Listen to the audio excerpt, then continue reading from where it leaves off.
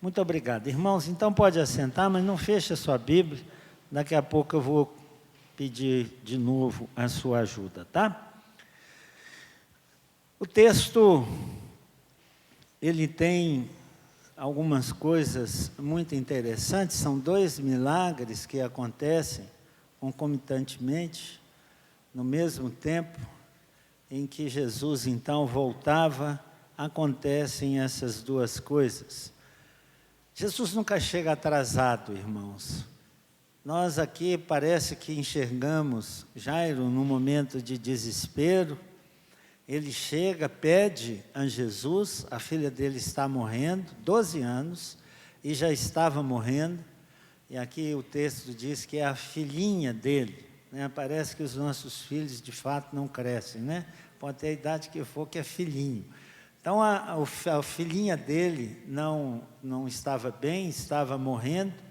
Ele chega e tem um detalhe muito importante, ele se ajoelha aos pés de Jesus. Como é que nós chegamos a Jesus, queridos? Como é que você se chega a Jesus? Nós temos hoje uma famigerada doutrina chamada da prosperidade, que ensina que você pode exigir de Deus, que você pode cobrar a Deus, que Ele é obrigado a fazer certas coisas para nós. Nos dois casos, tanto Jairo quanto a mulher com a hemorragia, a atitude de ambos foi quedar-se diante do Senhor. E isso é muito significativo, isso precisa chamar a nossa atenção. Ele chega então e clama e pede ao Senhor. Ele está quebrantado. Ele certamente tem por conceito, amado, aquilo mesmo que Davi ensinou, lá no Salmo 51, naquela oportunidade, fazendo uma confissão de pecados. Mas no verso 16 e 17, ele diz assim: pois não te comprazes em sacrifícios, do contrário eu tos daria, e não te agradas de holocaustos. Sacrifícios agradáveis a Deus são o espírito quebrantado, coração compungido e contrito, não o desprezarás, ó Deus. Então, querido, sacrifício, holocausto, isso não é o mais importante para Deus. Não é como você está servindo a Deus, não é aquilo que você oferece a Deus, mas é um coração quebrantado, contrito, compungido. É isso que Deus não vai desprezar. E Jairo faz exatamente isso. É interessante que o texto que vem imediatamente antes desse é daquele momento em que Jesus está em Gadara e eles expulsam Jesus de lá. Ele ali opera a libertação de um homem endemoniado e os donos dos porcos expulsam Jesus. Aqui ele está sendo chamado, aqui ele está sendo convidado. E é a isso que a gente convive no mundo. Alguns querem a presença de Jesus e outros de jeito nenhum. Mas chama a nossa atenção também, irmãos, e nós não podemos desprezar isso, que esses dois casos ilustram bem o que é o pecado no mundo. O que causou o pecado, a entrada do pecado no mundo? Uma criança de apenas 12 anos, mas já estava à morte. E uma mulher que sangrava há 12 anos, tinha começado a morrer há 12 anos atrás, e não havia nada que pudesse dar jeito. O texto é bem claro em dizer que ela procurava médicos, medicamentos, mas nada e nem ninguém podia fazer nada por ela. Então eu queria que você imaginasse essa cena. Jairo chega num desespero, um homem que é o chefe da sinagoga, ele tem barreiras sociais, ele tem barreiras espirituais, ele tem barreiras religiosas a vencer, mas ele corajosamente chega a Jesus, prostra-se ao pé dele, o que já é uma surpresa extraordinária, e ele conquista a atenção de Jesus. Ele diz a Jesus: minha filhinha está morrendo, vem comigo. E o texto diz que Jesus começa a ir. Mas como você se sentiria se isso fosse com você? Nesse momento, a multidão cerca Jesus, e impede que ele continue a caminhada. É mais ou menos, irmãos, como eu e você nos sentimos quando nós oramos por alguma causa e ela não acontece, imediatamente. E nós começamos, às vezes, a enfraquecer na nossa fé, a desanimar, a nos abater, achando que nós não fomos atendidos por Deus. Falta-nos ânimo para perseverar, para continuar orando, para continuar acreditando que esse Deus a quem servimos, Ele pode fazer todas as coisas. Então acontece isso. Jairo está lá, prostrado, quando ele vê Jesus tomando iniciativa de atendê-lo, a multidão começa a chegar, e o texto diz que essa mulher então vem e toca Jesus por trás nas suas vestes. Ela não tinha coragem de chegar diante de Jesus, ela sabia que ela precisava fazer isso no escondido da multidão, porque era proibido para uma mulher que estava nesse estado tocar em homem. Ela sabia que poderia ser apedrejada. Essa é a razão então porque ela chega atrás, por trás de Jesus e toca em Jesus em suas vestes. Imediatamente, diz o texto, Jesus para e pergunta: quem me tocou? Porque ele sentiu que dele saiu o poder. Então, interessante a reação dos discípulos.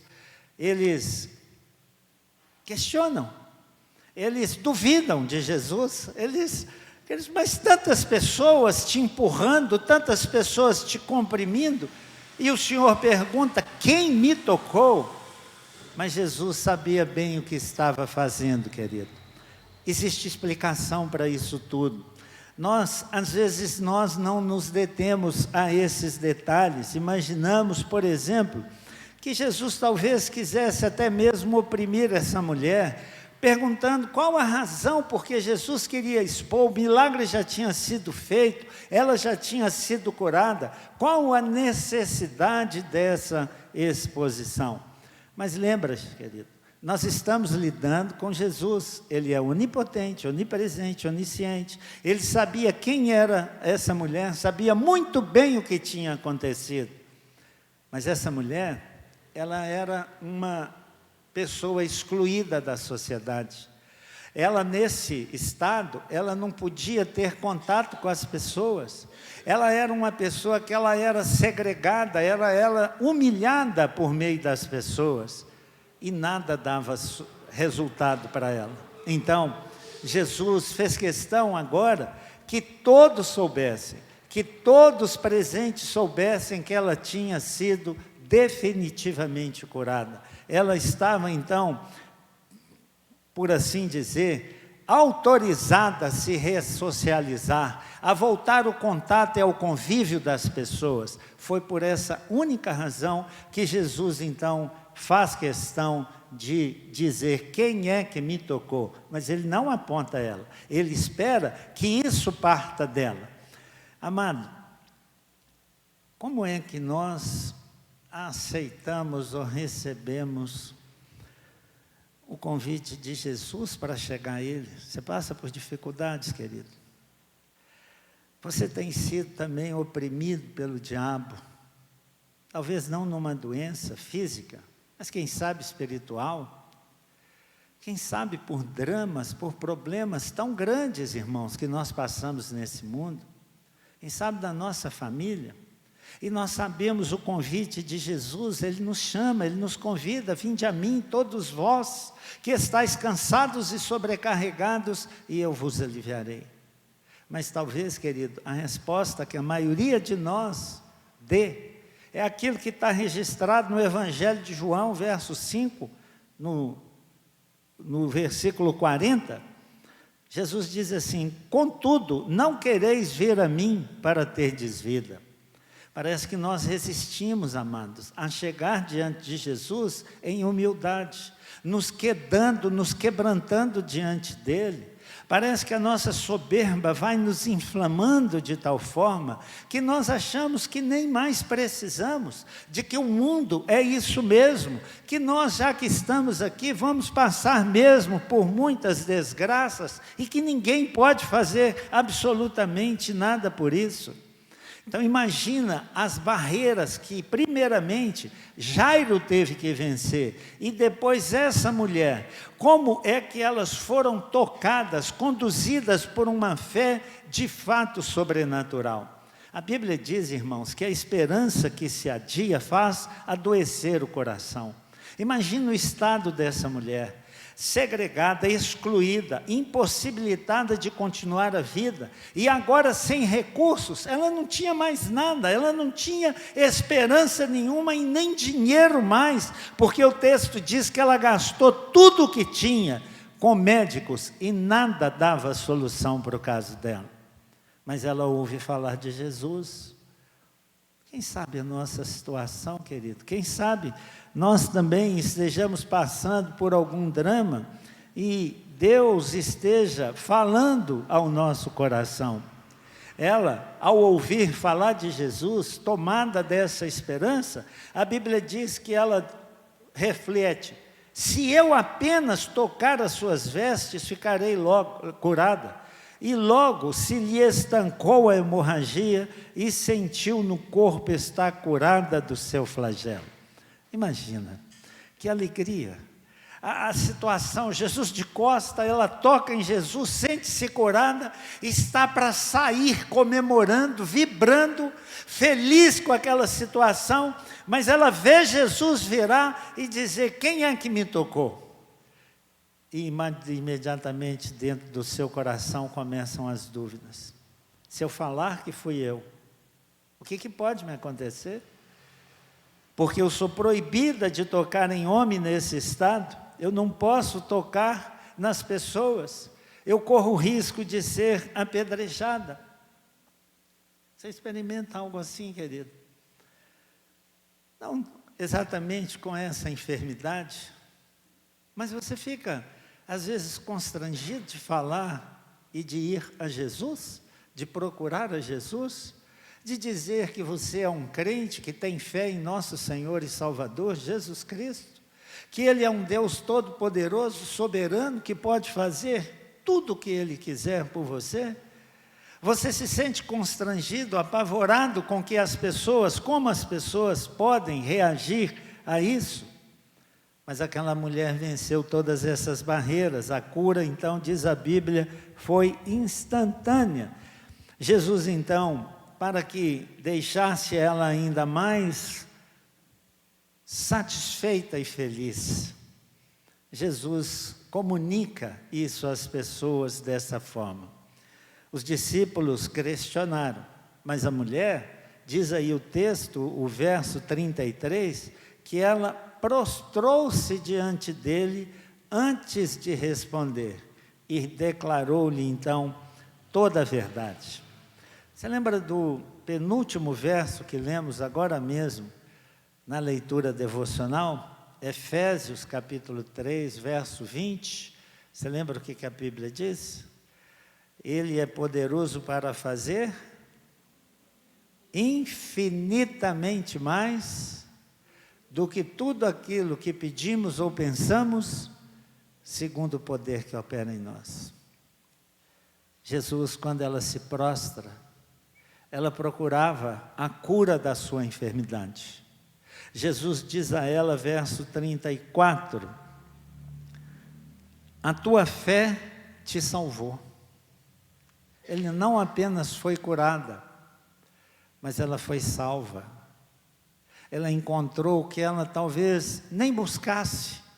A maior aflição, a maior necessidade dela naquele momento era uma cura física.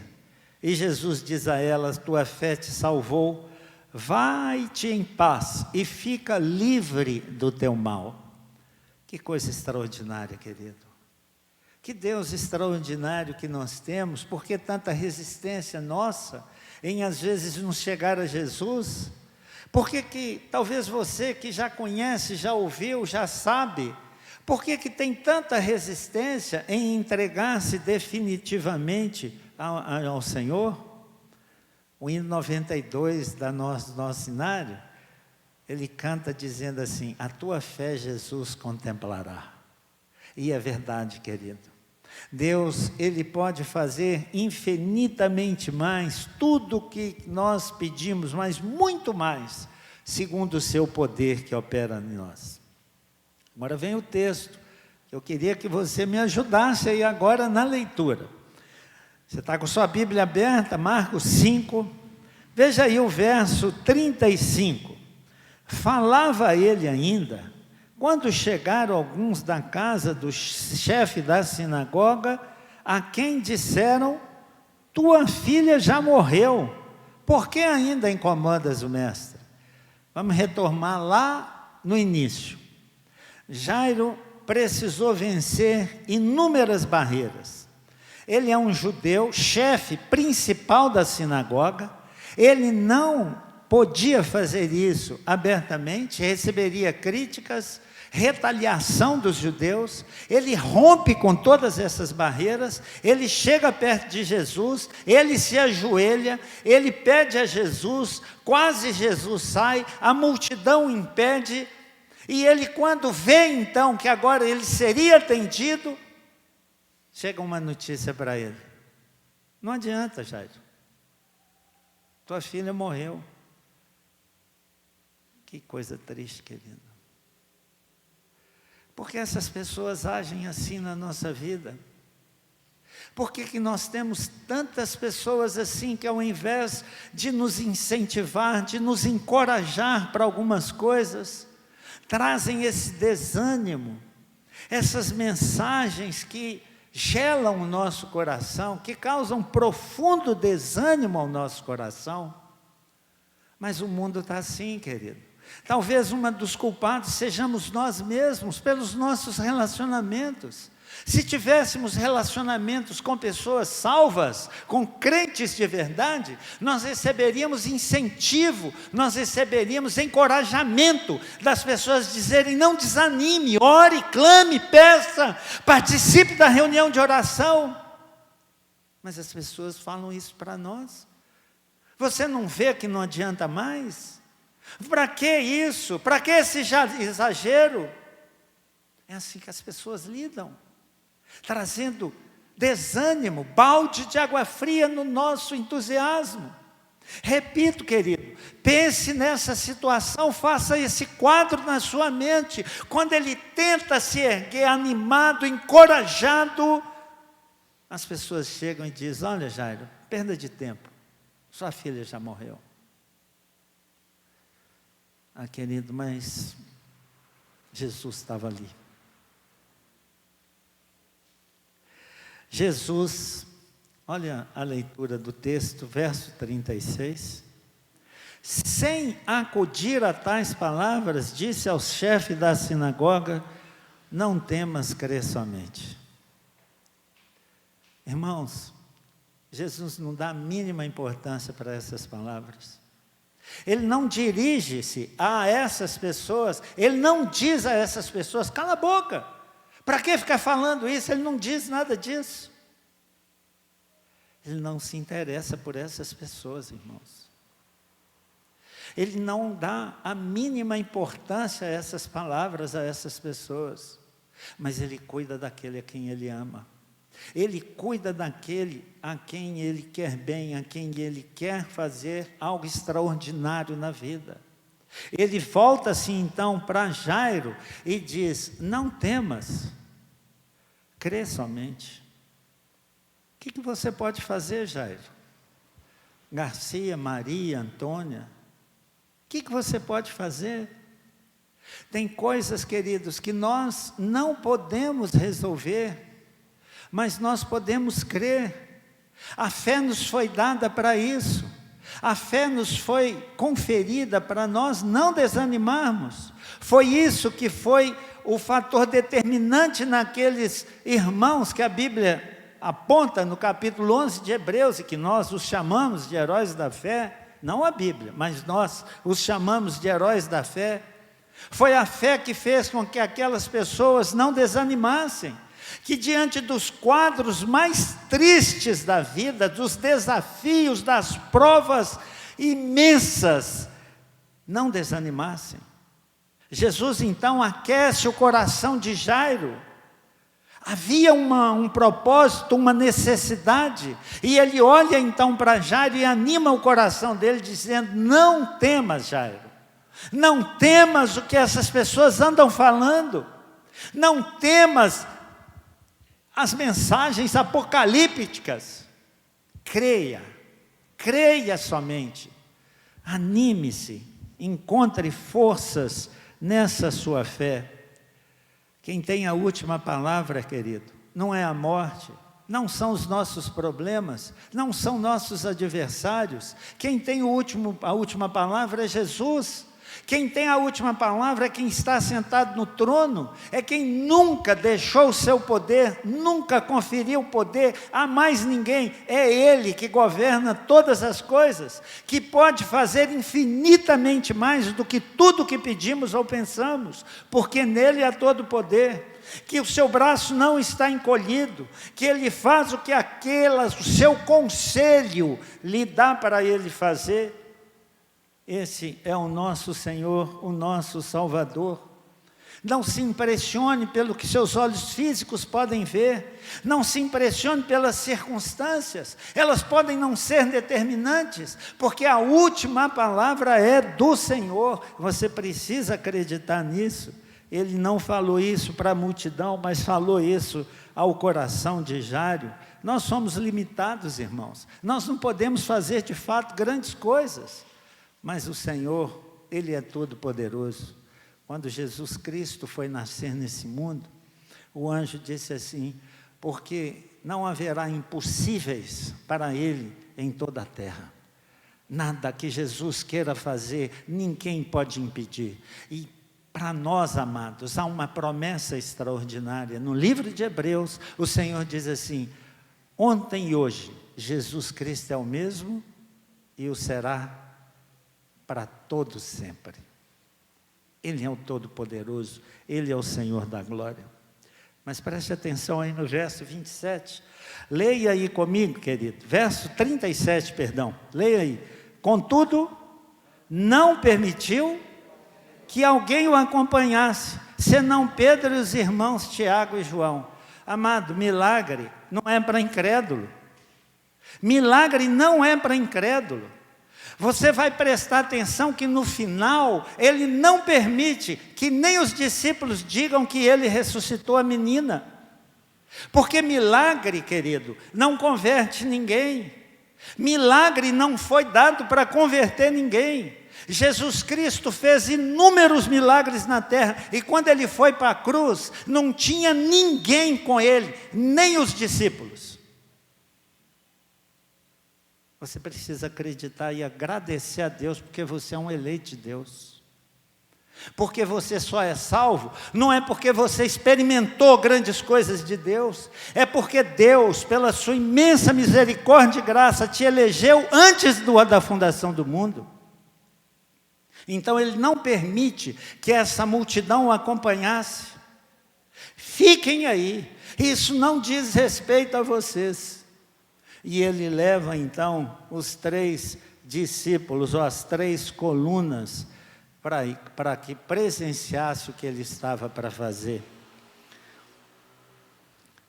Versos 38 e 39. Mais uma vez, me acompanhe aí, querido, por favor, me ajude aí na leitura. Chegando à casa do chefe da sinagoga, viu Jesus o alvoroço, os que choravam e os que pranteavam muito.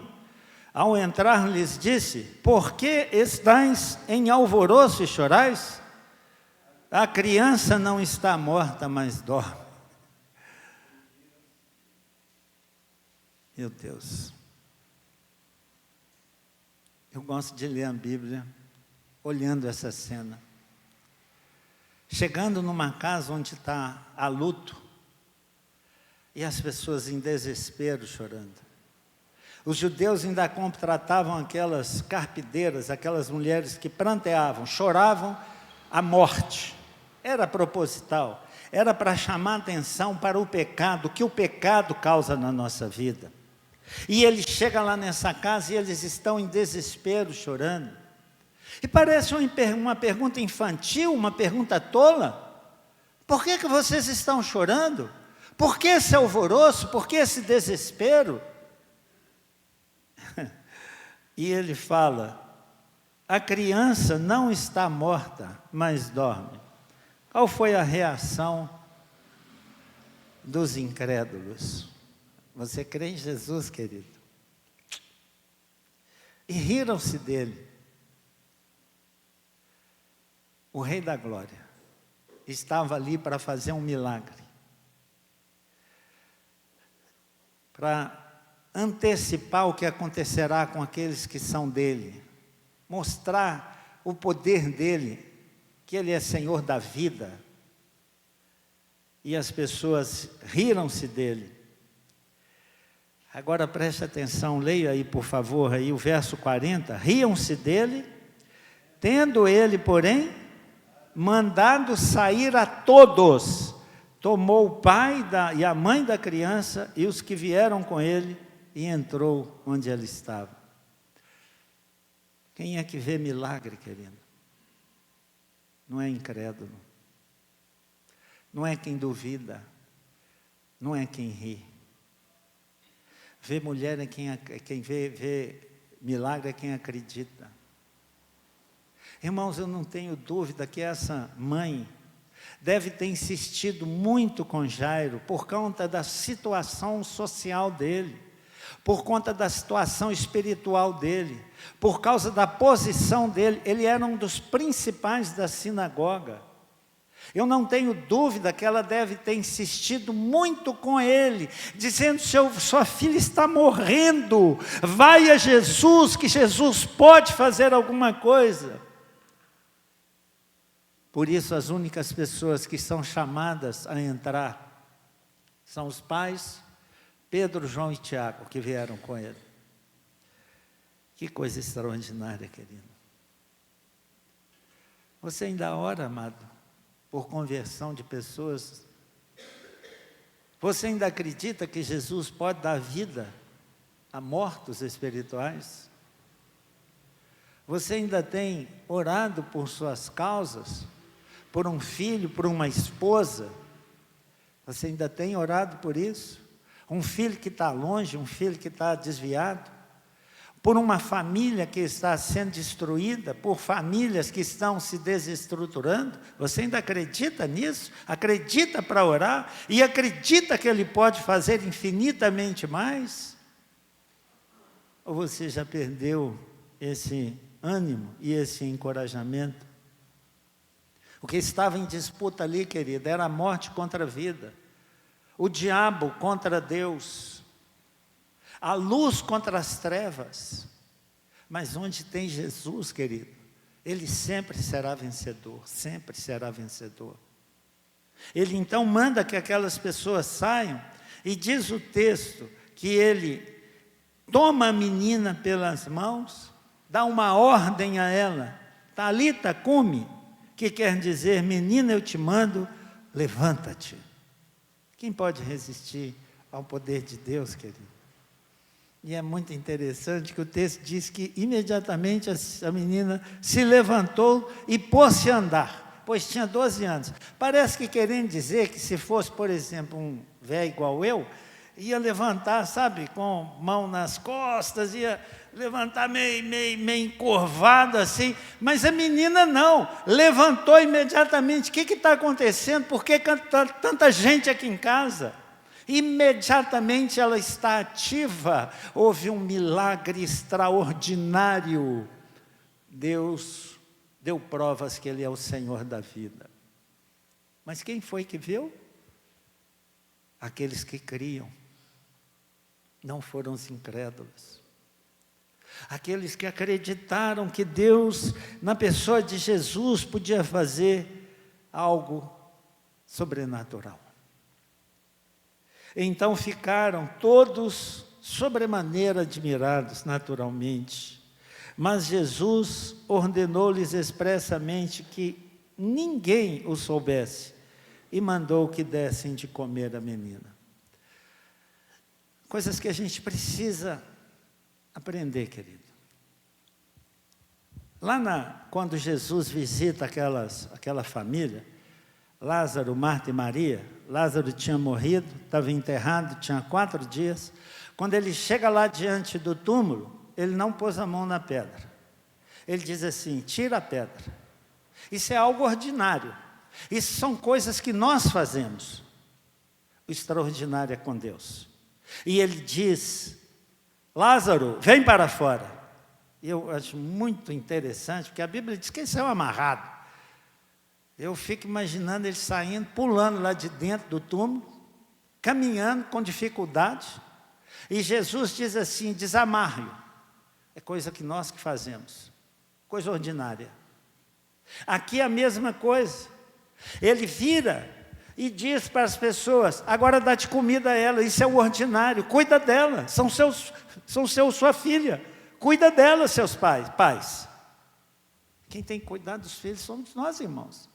As coisas sobrenaturais, a salvação, coisas extraordinárias é com Jesus, mas o ordinário somos nós que precisamos fazer. Cuidar, zelar, afastar de más companhias, dar carinho, ensinar os caminhos do Senhor, que são os pais que precisam fazer, são as coisas ordinárias que nós devemos fazer. Foi isso então que Jesus fez, e todos ficaram cheios de admiração. Mas veja o que ele ordena. Mas Jesus ordenou-lhes expressamente que ninguém o soubesse.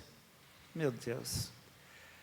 Enquanto tem igrejas que marcam dias, não tem? Dias de cura, dias de libertação, dias de oração poderosa. Jesus estivesse na terra hoje, essas pessoas ficariam frustradas, né? Porque ele diria assim: olha, eu não quero que dê publicidade a nada disso. Nem publica isso, nem no seu Facebook, e nem no seu Instagram. Não dê publicidade. Por quê, querido? Porque não é milagre que converte ninguém, amado.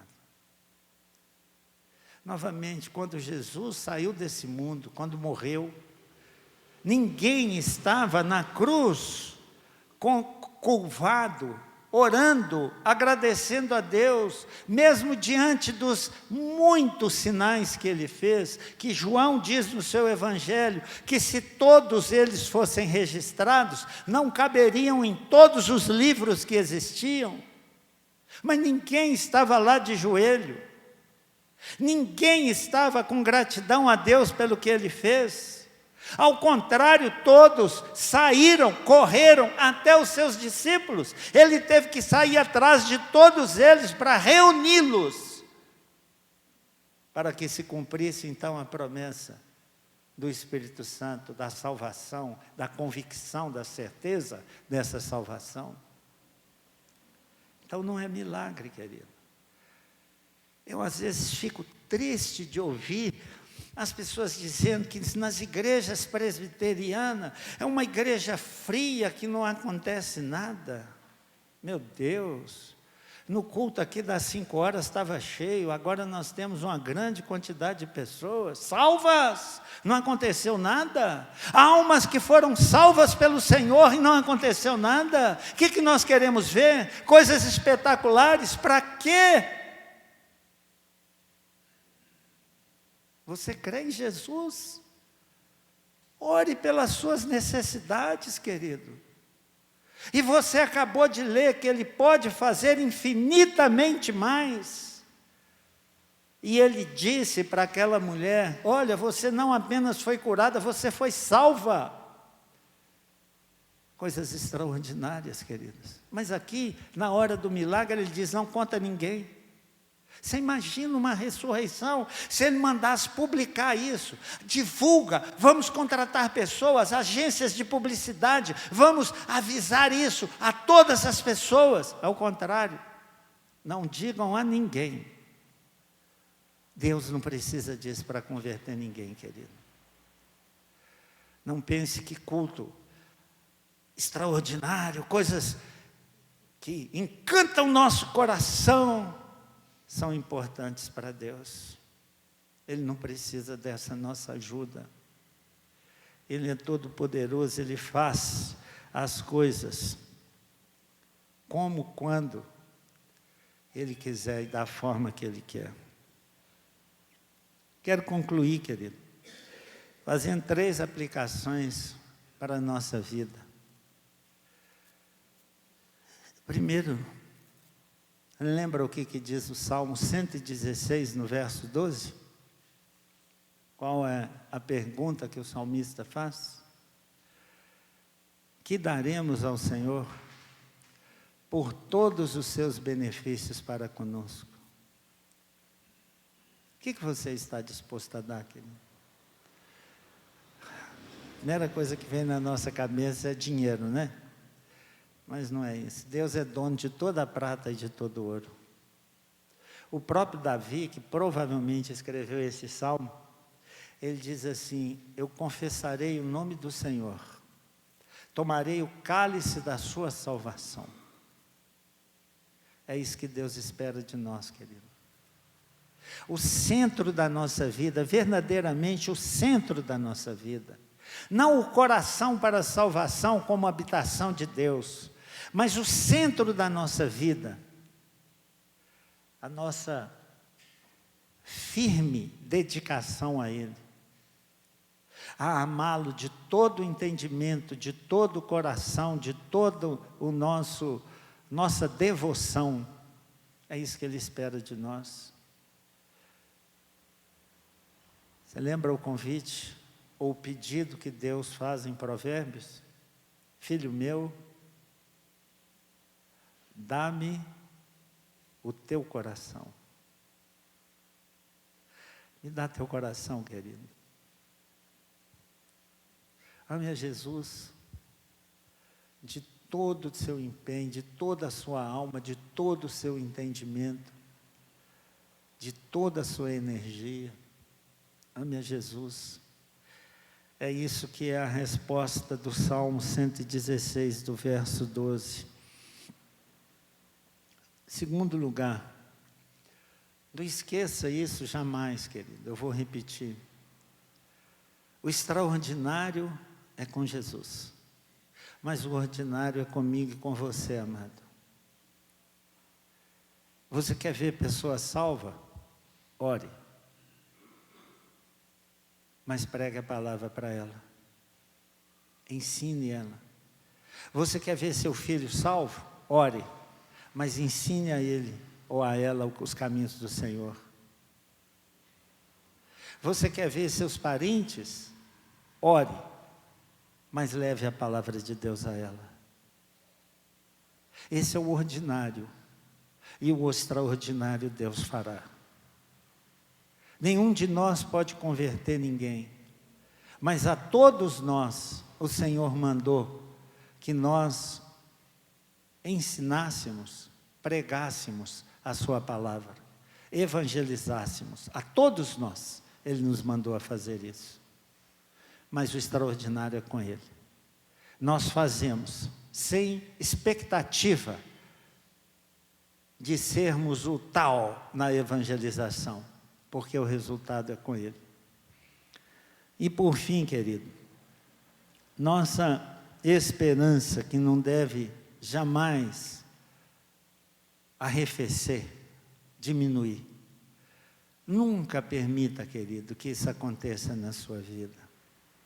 Pessoas vão chegar, vão te desanimar, vão tentar te pôr para baixo, vão ridicularizar a sua fé, vão tentar diminuir Jesus Cristo, a sua fé, a igreja, vão tentar fazer isso tudo. Mas consulta seu coração, querido. Ouça Jesus falando no seu coração, no seu íntimo. Não temas, crê somente, não deixa que nada venha te desanimar. Um dia, querido, um dia, nós estaremos eternamente em glória com o Senhor nos céus. Um dia nós vamos estar. Se Jesus não voltar daqui 100 anos, Daqui 100 anos, essa igreja não tem ninguém aqui, ó. Ninguém de nós vai estar aqui. Uma igreja totalmente renovada. Mas todos nós que recebemos de verdade a Jesus, que cremos, que perseveramos, que fomos fortes, resistentes contra as adversidades desse mundo, todos nós, um dia ressuscitaremos para a glória eterna. 1 Tessalonicenses 4:16, porquanto o Senhor mesmo, dada a sua palavra de ordem, ouvida a voz do arcanjo e ressoada a trombeta de Deus, descerá dos céus e os mortos em Cristo ressuscitarão primeiro. Isso é uma promessa firme, querido. Isso é uma promessa que não falha. E quando, 1 Coríntios 15, e quando esse corpo corruptível se revestir de incorruptibilidade, e o que é mortal se revestir de imortalidade, então se cumprirá a palavra que está escrita: tragada foi a morte pela vitória. Onde está, ó morte, a tua vitória? Onde está, ó morte, o teu aguilhão? Nós vamos ressuscitar, queridos. Todos nós. Esse texto mostra claramente que Jesus é de fato o Senhor da vida. Quando Ele age, nada pode resistir ao seu poder. A morte não tem a última palavra. A última palavra é de Jesus. Garcia, Maria, Antônio, José, levantem-se. E nós vamos ressurgir, queridos, para a glória eterna de Deus. Acredita nisso. Viva por essa perspectiva nesse mundo.